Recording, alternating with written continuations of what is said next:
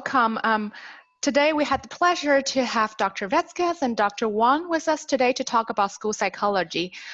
So maybe let's start with a brief introduction from those our mentors today. Okay, hi, I'm Enedina García, and I am a professor of school psychology at New Mexico State University. I've been at it for quite a long time. I started out at Iowa, at the University of Iowa. That's where I graduated with my doctoral degree. And I actually worked there as well as a school psychology professor. And actually, I worked at Iowa too as a school psychologist in the schools and also in the counseling center when I was doing my internship. And then I've been in Texas. I've worked there as a school psychology associate because you have to have the doctorate. And I was there with my husband who was completing his counseling psychology internship at Texas A&M University. And so I had some experiences there, but the last many years I've been here at New Mexico State, and I've been an administrator. I've done a lot of different things on campus, but I'm now getting to do what I really like to do best, and being with our students in the school psychology program and developing programs. So we just got approved a doctoral degree in school psychology here at New Mexico State. We're the only university with school psychology in the entire state of New Mexico. And so, you know, there's a lot of things that we have to do in order to meet the needs here in our state and in the surrounding area. Wow, congratulations. That's a big accomplishment for the program. Mm-hmm. Yes. It must be a lot of work. Yes. Lots of work. Yeah. Well, thank you. You want to go? Yeah, and I can briefly talk about myself. And my name is Xin Wang, and I am assistant professor in school psychology in the Department of Counseling, Higher Ed, Special Ed at University of Maryland, College Park. It's a long name. And this is my 4th year at University of Maryland. I got my PhD in school psychology from University of Nebraska-Lincoln. Then I did my postdoc in a children's hospital, Kennedy Krieger Institute in Baltimore for 2 years. Then I actually worked at University of California, Riverside as an assistant professor before moving to Maryland. And my research generally focuses on bullying prevention, youth mental health, and with a focus on ethnic minority children, especially Asian children and families. Awesome. Thank you so much, Dr. Vázquez and Dr. Wang. And it's a great pleasure for us to have you both join us today. So I guess as students, we're often curious about what made it interesting, what made school psychology interesting to you both in the first place. When did you know that this is the field that you're interested in? I think this is an interesting question. That I did my undergraduate in China, so I did in Beijing University, China, and my major was psychology. So I have always wanted to be in psychology. And so then when I came to the States, I first got a master in child development. Then school psychology is really a good combination of child development, education, and counseling. So when I was doing my master, I thought about what will be the right field for me for a PhD doctoral program. And I ran into someone who was pursuing her doctoral degree in school psychology, and she's also from China. So then she became a mentor for me and told me about the field, because when I was an undergraduate, I had no idea about school psychology. And I think most undergraduate students here, they probably know clinical psychology, counseling psychology. They don't know much about school psychology. But for me, it's a good combination if you want to work with kids, if you care, you want to work in a school setting instead of a hospital setting. And if you want to kind of combine your knowledge of developmental psychology, education, mental health, academic, and behavior together. Absolutely. I think I have a similar sort of trajectory as well. From very young, I always worked with children with special needs. Way back in the day, a long time ago when I was young, we used to have this association called Teens Aiding the Retarded, and I know that's no longer a acceptable term, and we don't use it. We don't classify children that way anymore. We talk about it in different terms.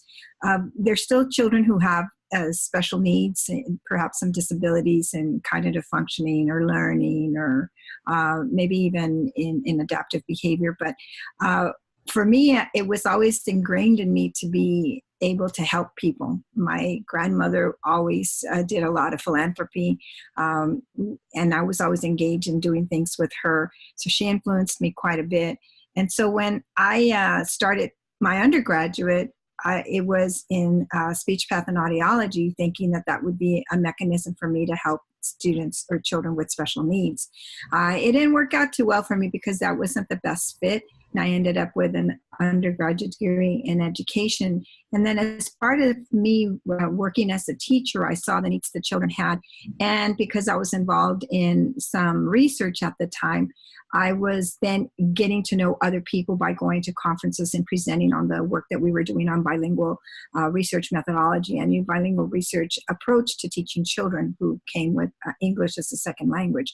And so that way I had opportunities to meet other people, and that's when I found out about school psychology. And it seemed to be such a perfect fit for me because of the assessment and the intervention and consultation, although those are core areas for school psych. But probably for me, the critical one was being a problem solver. I don't know why, but I sort of gravitate to that. When people talk to me about things, I always try to find solutions that, right now I've become more reflective of what I do. And I was like, okay, wait a minute. Do you need a solution or do you just need me to hear you? And so I have to constantly, be checking myself on that, because that's just my natural way is to do problem solving. And so in school psychology, you get to do that with children and families, especially, trying to make the best for children who are having troubles in school, whether it's psychological or emotional or academic. And then, of course, because of my own experiences and background, I've always gravitated towards working with children from ethnic minority backgrounds. And in my case, I've worked a lot with Latino students. And so most of my research has focused on Latino students and development of surveys to be able to assess various, constructs. So definitely school psych to me came very early, even though I didn't know what it was. It's right when Dr. Wang says that people are not as familiar with school psychology as they are with the other fields. And so this is why, to me, I didn't get to it right away. But when I did, it was just the perfect fit. And so now my whole, I guess, role for me is to make school psychology a household name, because more than ever, we need to make sure that school psychologists are known, particularly when we hear of all the tragedies that are happening in the schools. The school psychologist is going to be one of the key people to help with the mental health of the students as they, survive through those tragedies in their lives. So definitely school psychology has been the best fit for me. Awesome. Thank you so much for you both to share your own perspective and journey with becoming a school psychologist. And I hear both of you mention a lot about the intersection of the different roles school psychologists can play with a focus on children and their families. So maybe can you guys both talk to us a bit more about what is the process like to become a school psychologist? What kind of educational background students will need to consider, or how long usually it takes, and what kind of qualities do you see students have would help them prepare to become an excellent school psychologist? I guess I can go ahead and start. I helped to create our specialist degree in school psychology. So, clearly the standards that we have for our associations, both the National Association of School Psychologists and the American Psychological Association, they kind of give you a template of what type of preparation our students would need in school psychology, as they do for other fields, like, for counseling psychology, which is yours. And so that helps us, to understand what areas the students need to become proficient in. And there have been some very core areas for school psych. So assessment, we always have to make sure that students understand how to assess cognitive functioning, academic functioning, social emotional functioning, or maybe personality. Another key area is consultation. Our students need to be fully aware, particularly at the specialist level. Consultation becomes a critical piece. At the doctoral level, if a student is going to pursue an academic career, the supervision component comes in. I always have tied consultation and supervision kind of together, but definitely consultation is key for a person seeking a specialist degree. For a person seeking a doctoral degree, like I said before, they would need consultation and supervision as well.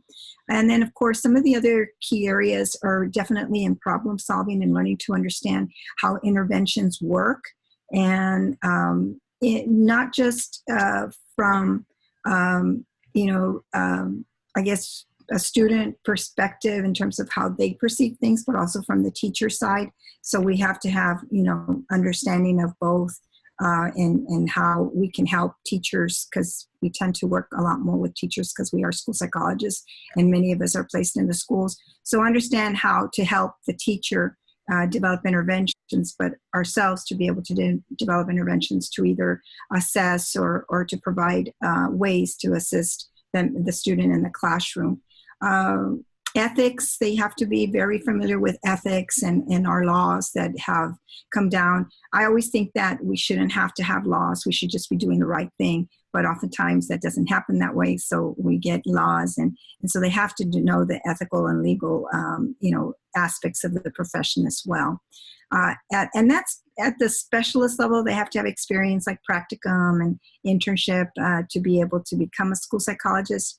At the doctoral level, there's also history and systems that they have to be very well aware of because they need to understand, the history of the field and the discipline and what has contributed to its development.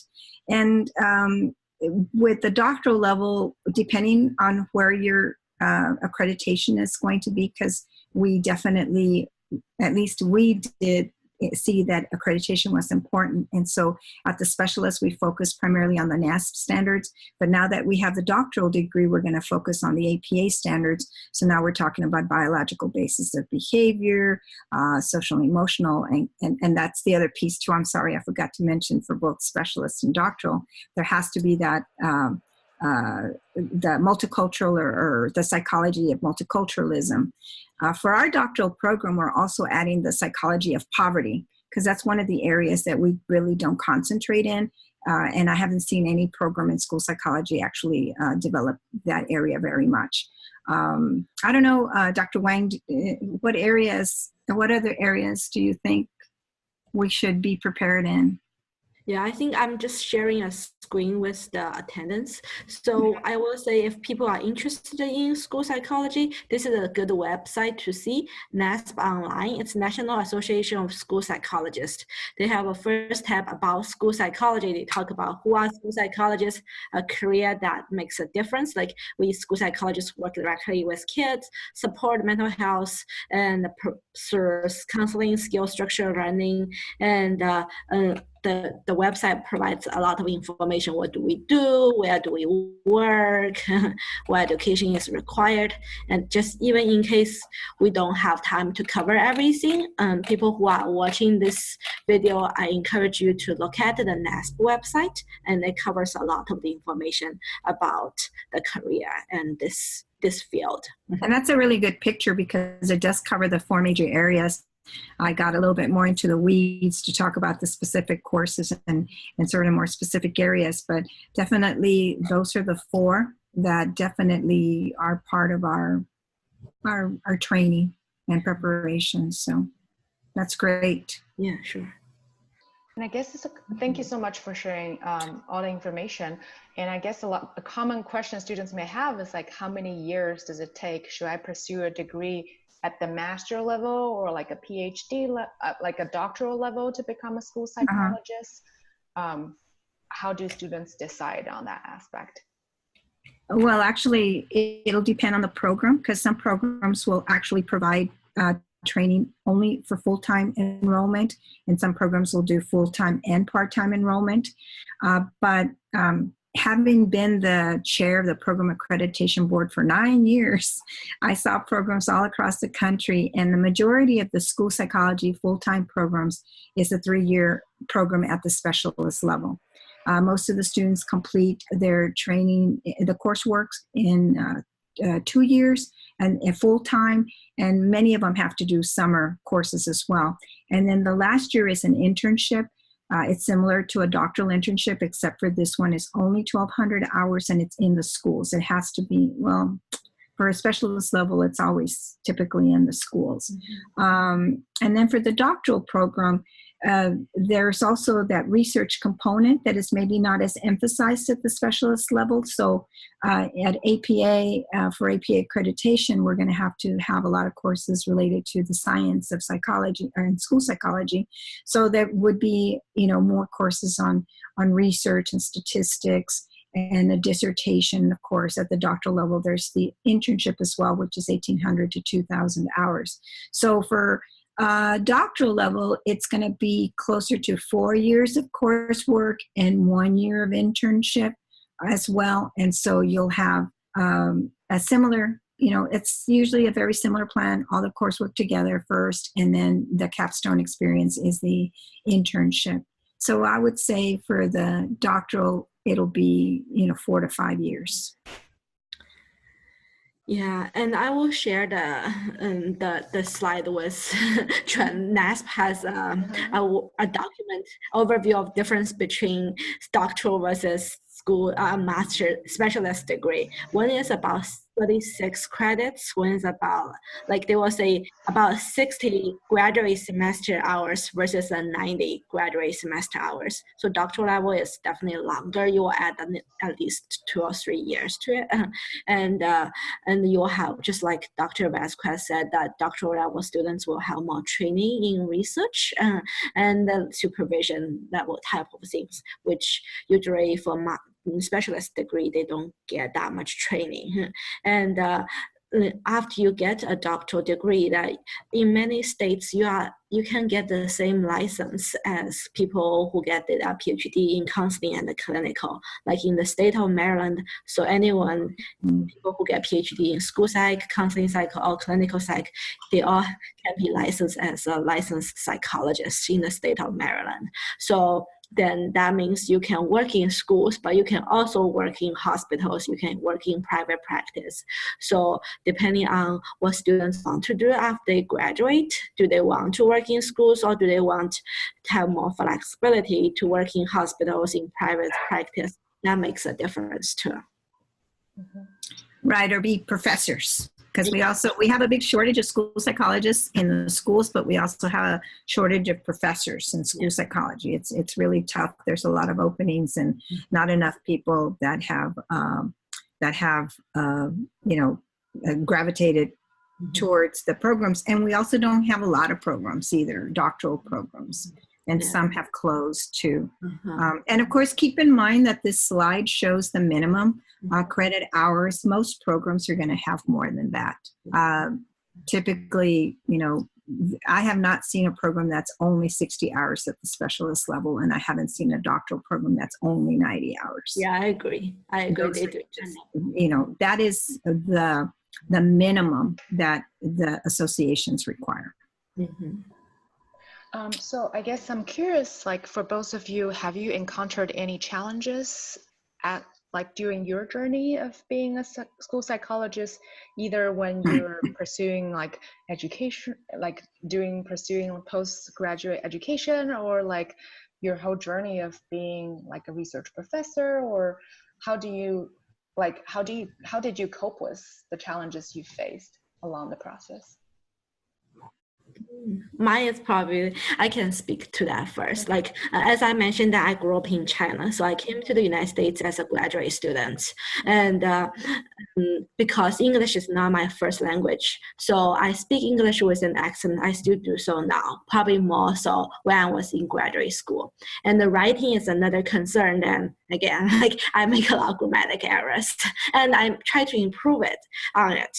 But I remember when I was during my second year in school psych program that and as a practicum student, that students will get cases to do fake assessment. It's not real kinds, but they are practice kinds. But in that case, that there is a little bit of seriousness to it. It's like it's more than it's your second year practicum. So people get assigned clients to do an IQ test. But I didn't get a client. I didn't know why, right? I initially thought maybe I will just get a client later because there's 10 of us. But when during the second round, I still didn't get a client. I still didn't get a client. Then I asked my professor why, and she was concerned about my English. So she worried that if I give the kid an IQ test, even though it's not official, but it might still negatively impact their IQ score. So I was really upset about it. I cried about it. So, but I still passed the class. Like, that's not a problem. And I know, talking about other international students now, as a professor, I heard about similar stories from many different students. Mainly that about when they give IQ or give achievement test, because I understand my professor's perspective, and I also understand other professors who have this encounter and struggles. And during the most recent NASP, there was discussions, I think, like a practice discussion about what do you do, what international students need, as well as what are the concerns from professor's perspective. I think what helped me is I mentioned that I know another girl from China who was a few years ahead of me, and she was in the same program. And she told me she had similar difficulties when she was taking the class. And then she just told me to just go through with it. And when you graduate, you will be able to do more things, and don't just give up because of the difficulty, either oral language or written language. But on the other hand, try to improve on it, and also find the right supervisor who is more flexible, or find a setting that is more flexible. Like when I was doing my year-long externship at school, my professor said, okay, you should go to a high school. So that high school have a lot of kids who are bilingual or ELL students, and you will be able to use your strengths. And my supervisor at that high school was very nice. Like, there are long words I struggle with pronouncing, and he will practice with me. He told me it was fine. He can understand me. So I did fine in that practicum. So I don't know how many students who are listening to the video also international students or English now your first language. And if you encounter similar struggles, then I would say that talk to other mentors, talk to other people who have similar experience. So you are not alone. There are other students who had similar experience. So there are something we need to grow and practice ourselves, but it's also important to find the right setting that you can maximize your strengths and minimize the weakness, I guess. So I think that was my something I can think about, especially from the assessment standpoint. I certainly didn't have that problem.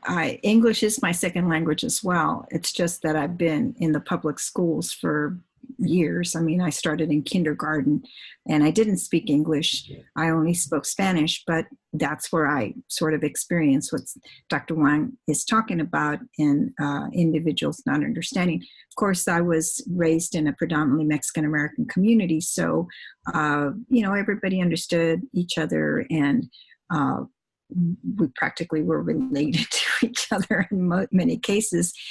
But once I got to college, and when I was actually pursuing my degree in school psychology, I left Texas, and so I ended up at the University of Iowa, which was predominantly white. And I always referred to myself as a chocolate drop in a sea of vanilla, because that's, what it was like. And so I always felt like I had to be the representative for every Latino person who had ever walked this earth or gone to a school psychology program. So it was, if at any point we talked about issues of diversity, then, the people would turn to me and they'd look to me so that I could speak for everybody. And that was very uncomfortable. But it didn't happen too often, because that was the other side of it, is that we didn't have a strong preparation on dealing with issues of diversity or working with children from different backgrounds. When I did a practicum in Tipton, Iowa, they used to call me the Japanese lady. See, I was Asian too.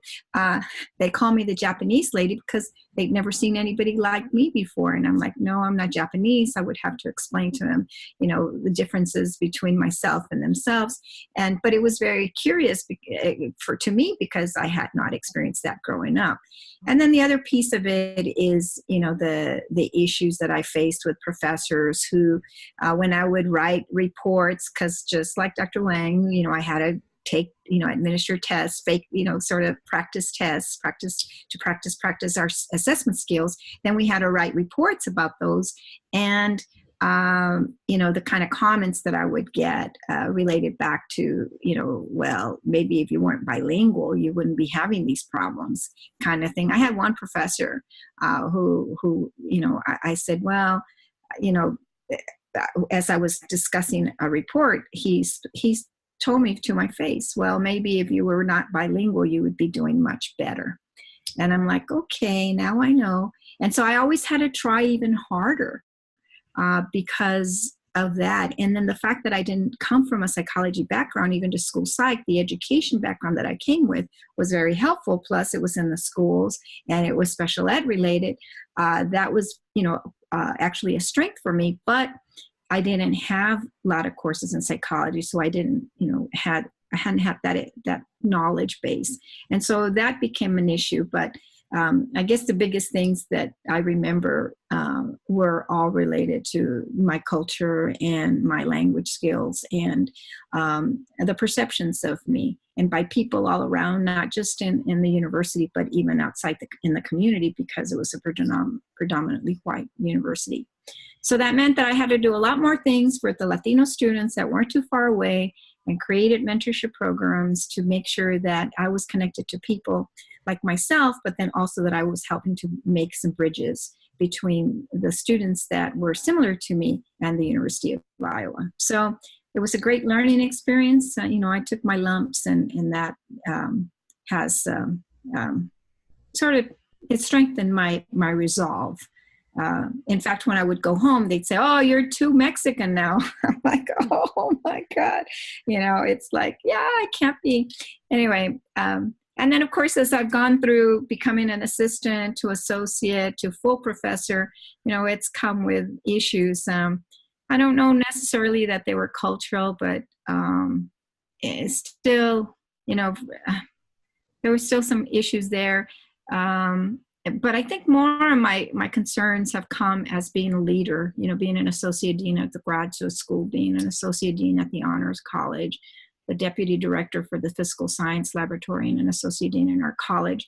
All of those experiences have had a toll on me as well as given me a lot of excellent experiences. But that could be a topic for another conversation.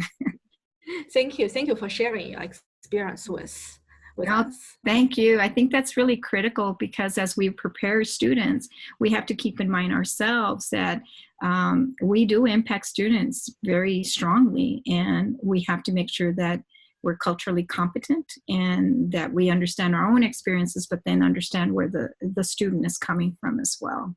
Yeah. So.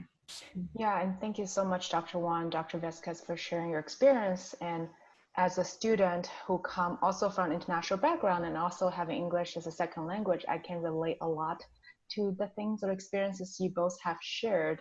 And I know that that can be a concern for a lot of students who may be listening now who doesn't have English as a second language, or for any reason that feel potentially marginalized in a academic space.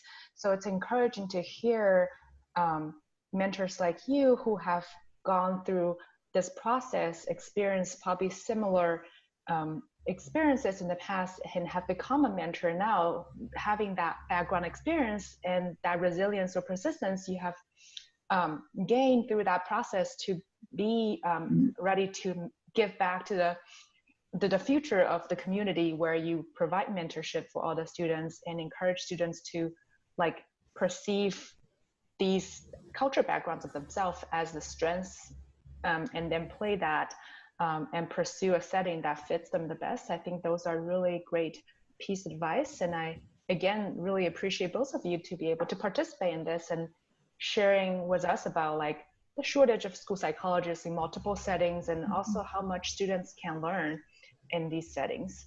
And both of you mentioned about the culture aspect. So I wonder if you can speak more to like, maybe what do you see culture plays in a role in the work school psychologists do, and what kind of training on like multicultural kind of research or practice students can gain if they pursue a degree or enter the field in school psychology? Well, certainly our student body has become a lot more diverse over the years, and there will be opportunities for a student to work with someone that is not from the same culture. That's guaranteed. And the thing that is better now is that we are doing more work in preparing our students to work with diverse students. I don't think we have that magic bullet or the silver bullet or whatever that it is, that cliche is, to work with children, because everybody has their own individual needs. But I think that we have made inroads in terms of working with children from diverse backgrounds.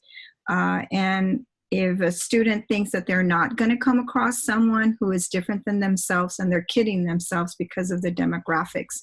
In fact, this is one of the reasons why we need a lot more students of color in school psychology, because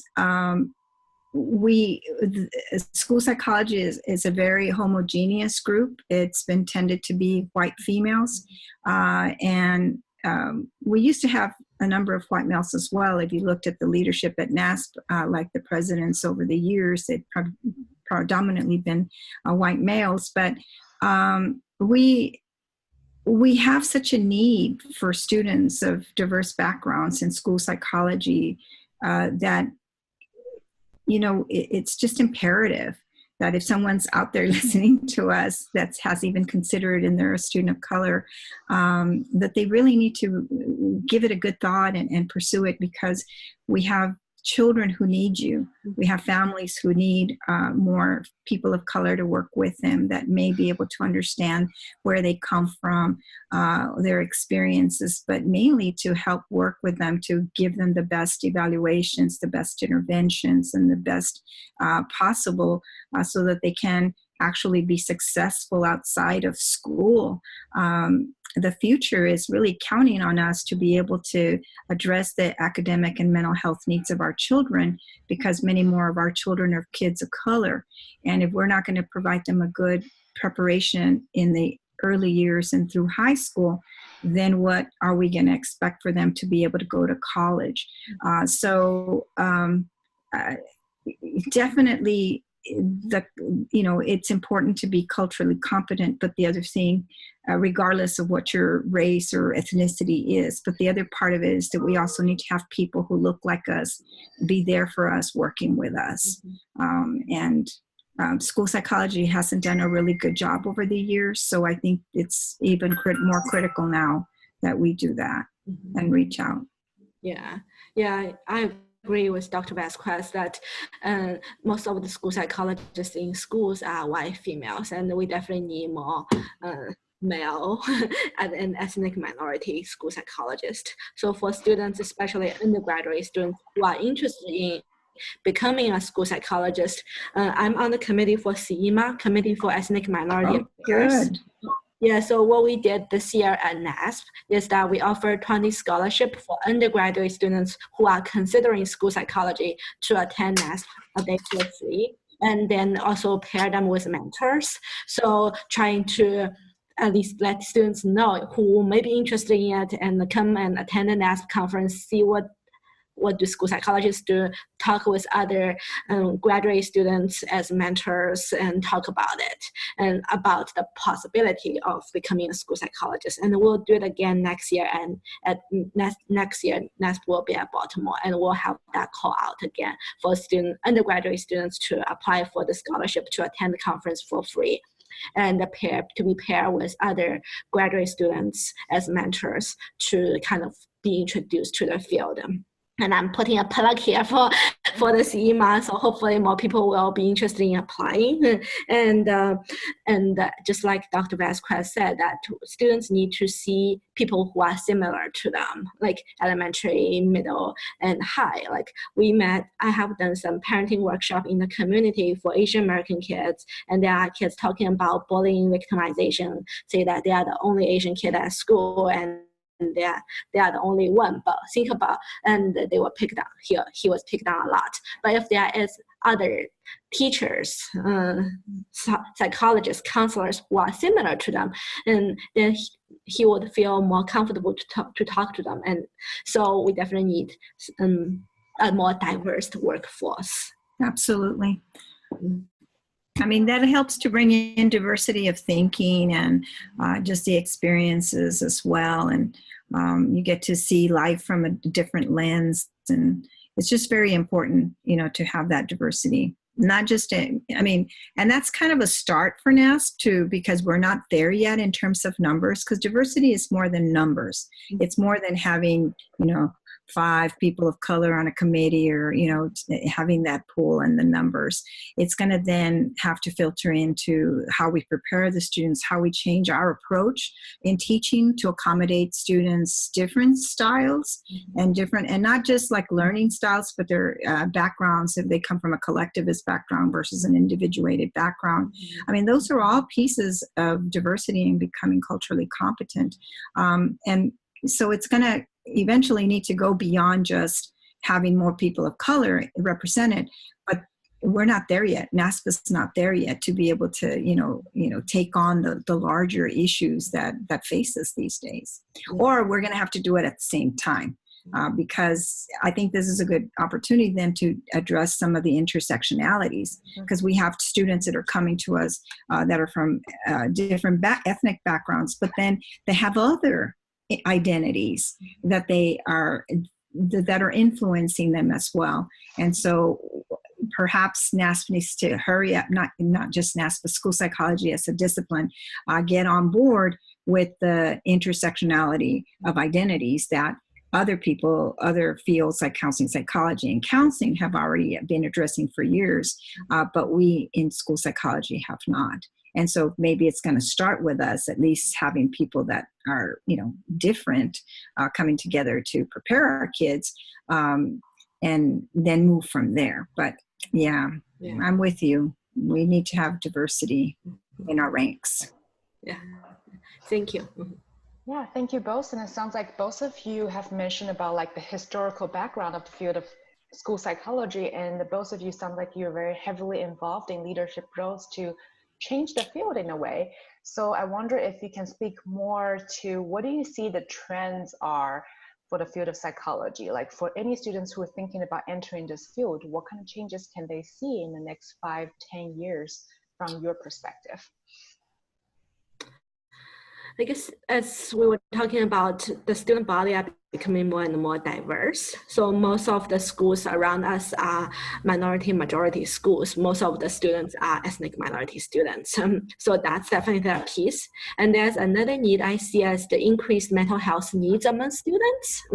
So because like you look at the news, CDC said that suicide is the second leading cause for kids between 14 and 28. And in half of the states, the suicide rates increased by 30% in the past decade.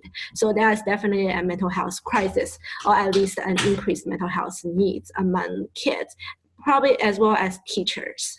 So what can school psychologists do to help kids learn and help teachers to teach is important.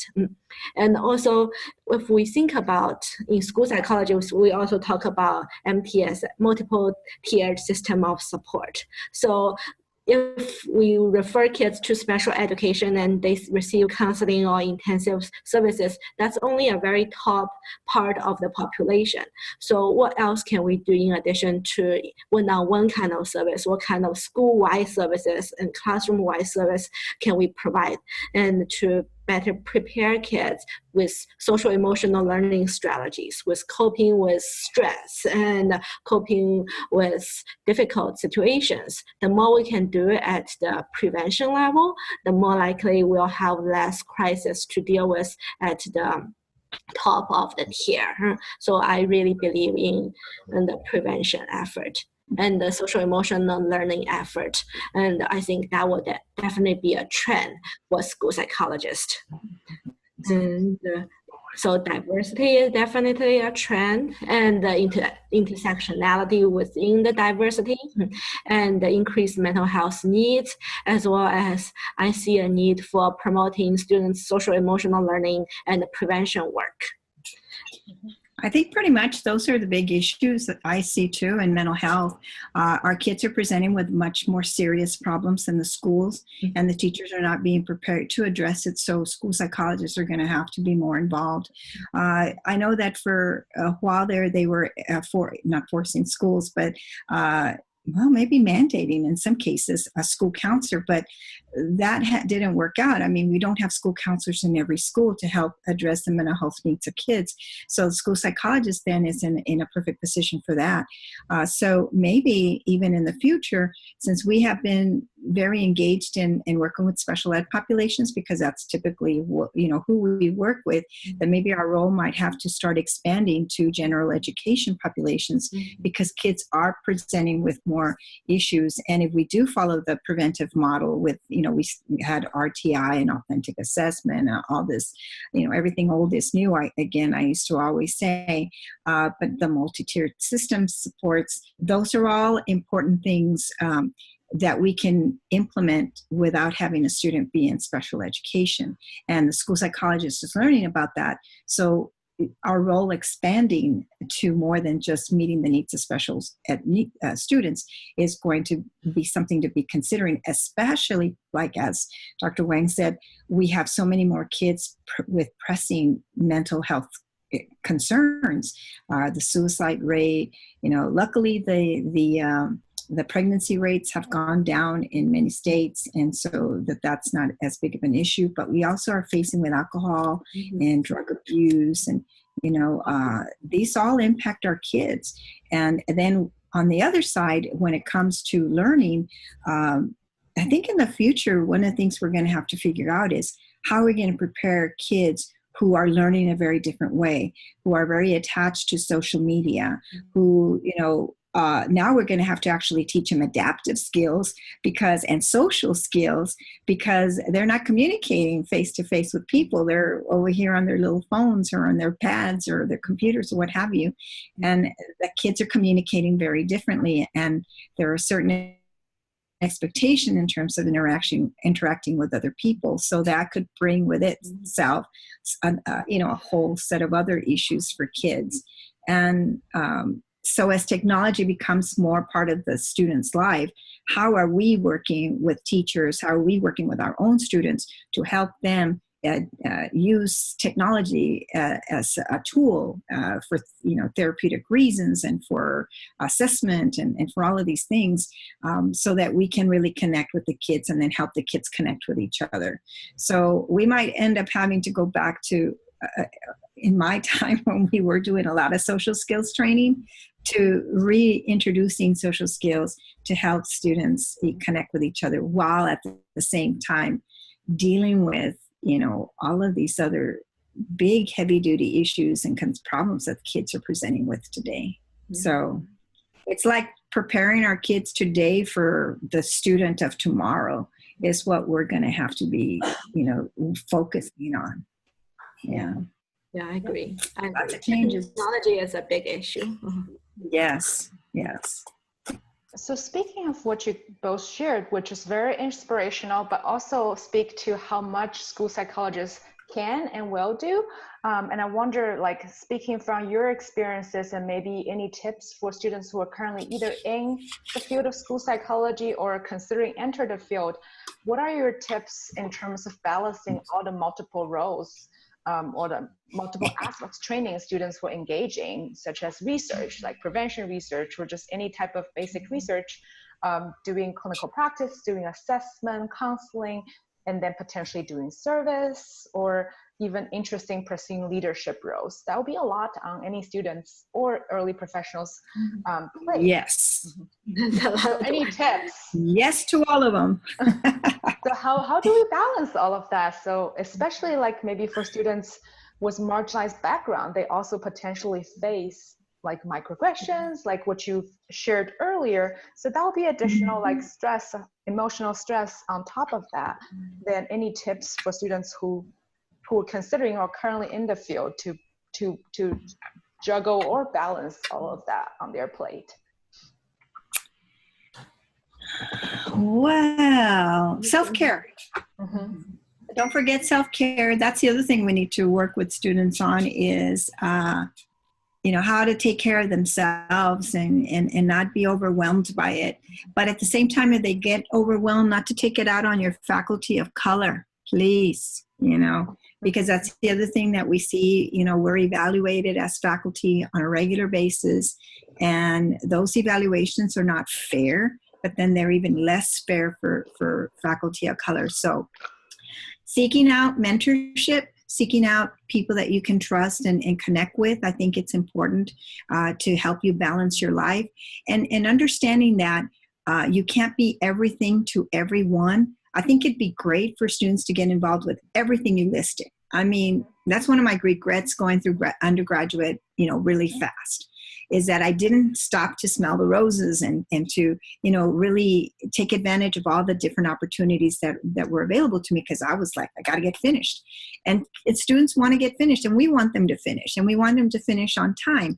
But there are various opportunities that come up, and they need to reach out and make themselves available.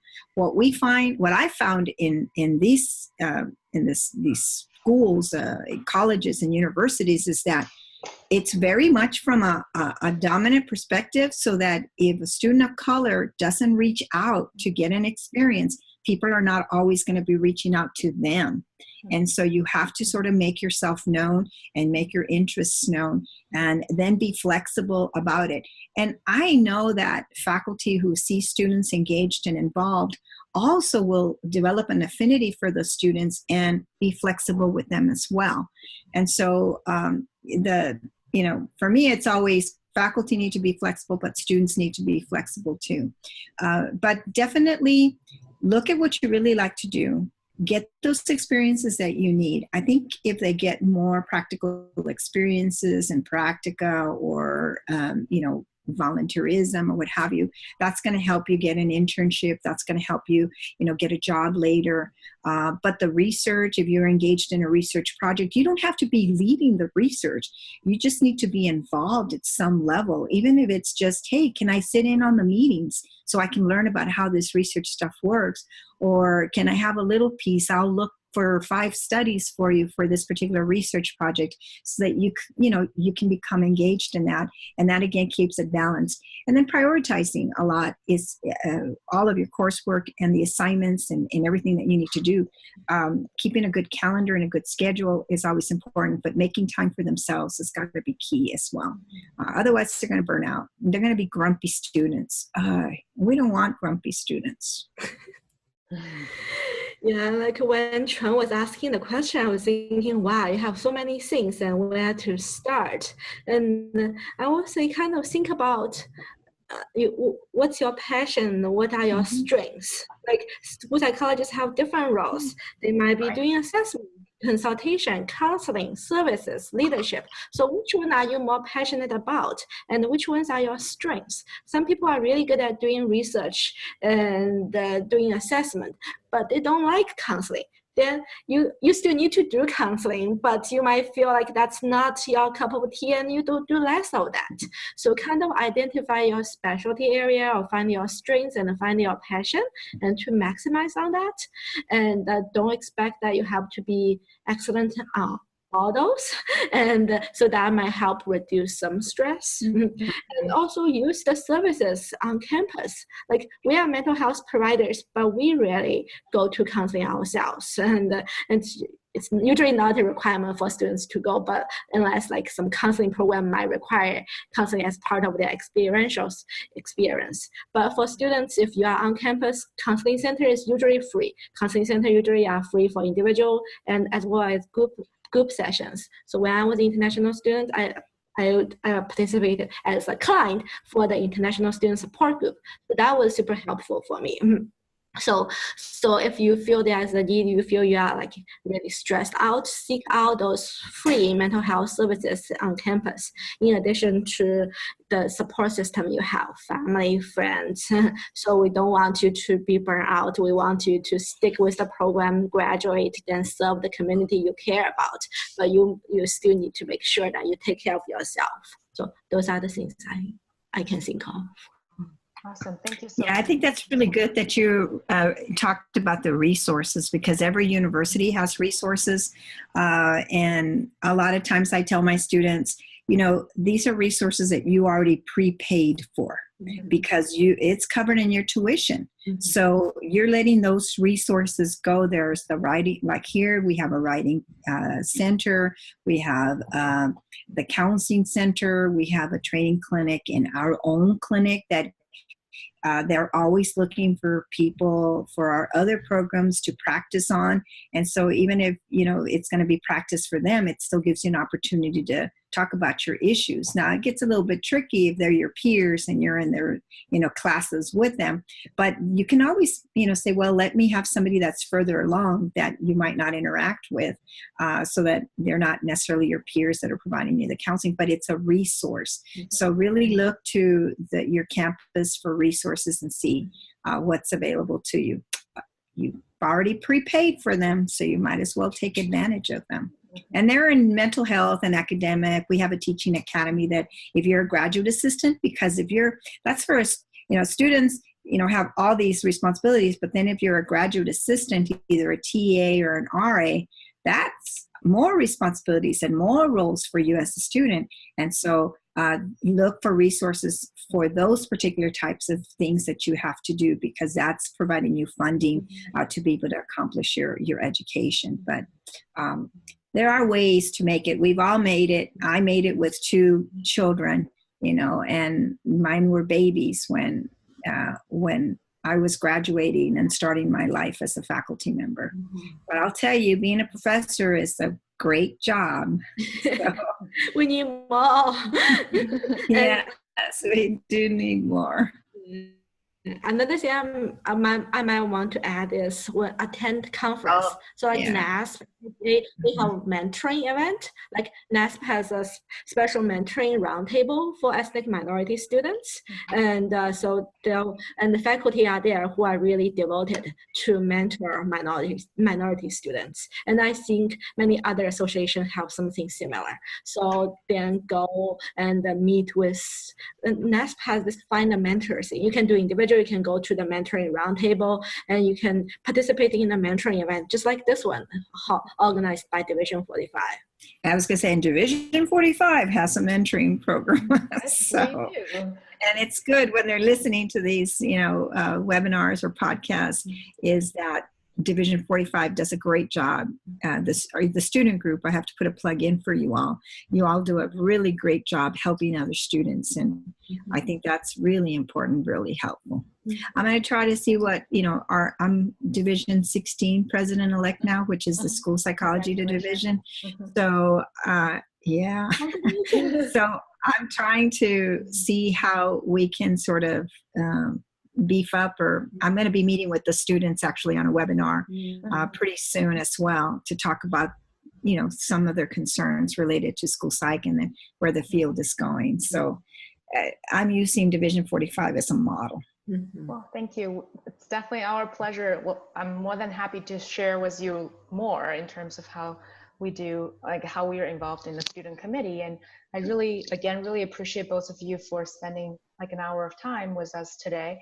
And I'm recognizing the time, but I wonder if there's an additional tips or things you want to share with our student listeners today on the topic of school psychology, or anything that you think will be wonderful mentorship tips for any listeners. Well, if you want a job, school psychology has a job for you. If you want to be as a practitioner, if you want to be in schools, if you want to be a professor, there's a job for you. There are jobs everywhere for school psychology. We have a national shortage. Every state has some shortage of some type related to school psych, whether it's practitioners or trainers. There are jobs. It's the second best social service job in the nation. So we've been named very high in terms of school psychology. So this is a really good field if you're really interested in children and families and the future of, you know, the country. And I guess the point that I would make is that the children and the family that you will be working with are the children that are going to be supporting you in the future. So if you want people that are going to have a strong preparation to support and help you in the future, then help us do our part and help us with the current children and families of today so that we can have a really strong tomorrow. And how great is it to be able to have a role in that? And so my tip to you is never give up, never surrender, just keep moving forward. Even when you mess up, you just got to be, you know, tell people you messed up and then figure out ways to resolve it. And then just keep moving forward, because there is such a need that it's become critical and we really need you. Yeah, thank you. Yeah, I totally agree with Dr. Vázquez. And I think school is the entry point for a lot of services, not only for learning, but for mental health and as well as other social services. And so because almost all kids go to school, but not everyone can afford to see a psychologist in your private practice office. So if you like education, you want the kids to have a good educational experience, school psychologist is really a good field. And remember your strengths. So you are admitted to the program because the faculty think you can make it. So you definitely have a lot of strengths. So kind of think positively, think about your strengths, think about what you are passionate about. So don't forget that part. Even if you are very stressed out writing your paper, writing your dissertation, think about what brought you there, what your strengths are. Yeah. Thank you so much again, Dr. Vázquez and Dr. Wang.